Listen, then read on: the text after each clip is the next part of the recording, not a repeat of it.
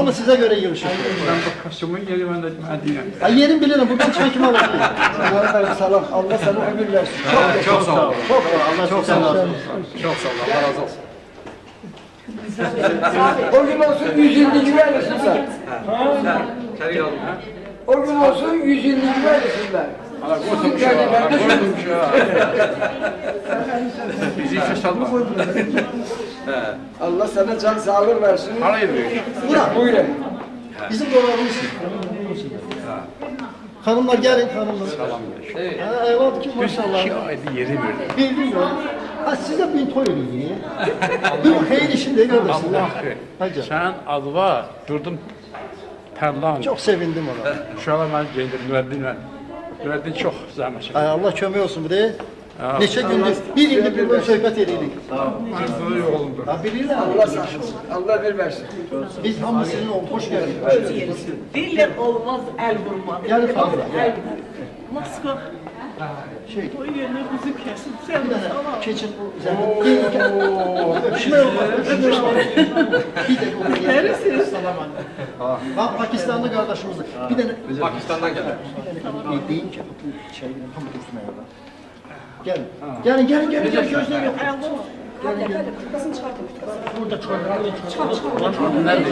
Kişi yok. Burada çıkar. Burada çıkar. Sən işləyəsən deyil. Yok yok. Kalsın.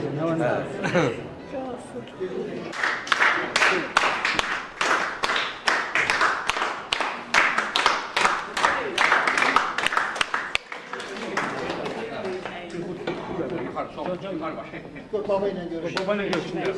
Öpüşme olmaz.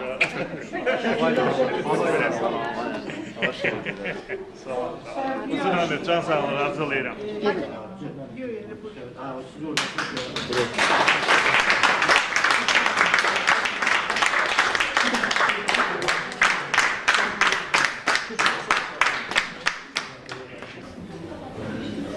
Hörmətli qonaqlar, hörmətli tədbir iştirakçıları, hörmətli Azərbaycan muğamını və Canali Əkbərovu sevənlər.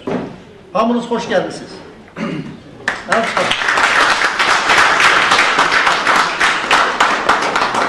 Bugün Azər Kitab Təbliğat Mərkəzində bir bayramdır. Demək olar ki, bir yox, 2 bayramdır. Önceden Canali müəllimin simasında, birinci Canali müəllim, bütün Azərbaycan qadınlarını, burada yerləşmiş bütün qadınları 8 Mart münasibətilə təbrik edir. Üzr Canali müəllim.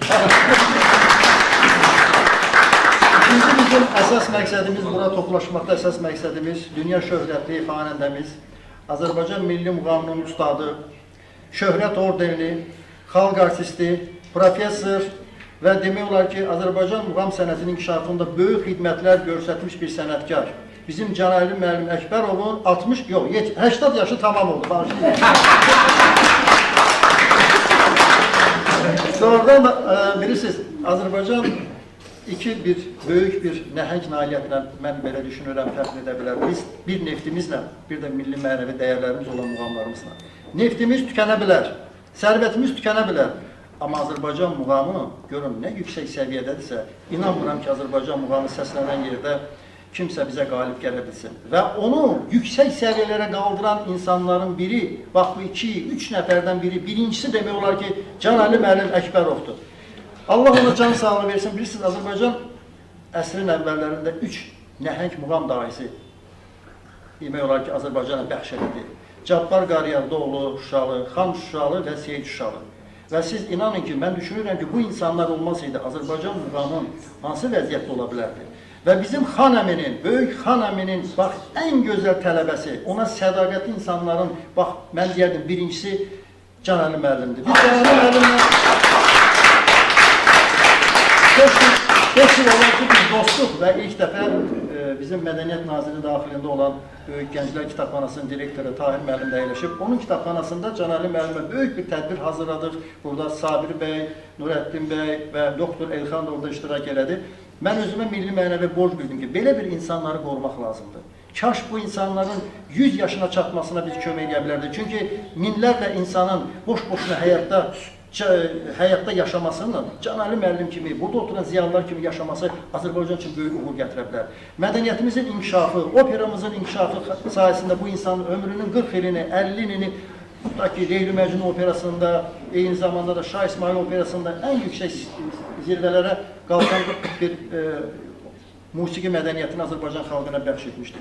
Can Ali müəllim, siz sadə bir ömür sürməmişsiniz. Siz elə bir ömür sürmüşsünüz ki, bundan sonra da 100 illərdə keçsə Can Ali Əkbərovun adı bütün Azərbaycan tarixinə yazılacaq. Görürsünüz sizin üçün nə yaratmışıq? 2020-ci il, bu tarixdir. Mən Gəncə xanım ilk dəfə qoyun Can Ali müəllimin bir səsini eşidək, ən yüksək səviyyəli bir muğam səsini eşidək, sonra görün Can Ali müəllim kimdir və nə ifa edir.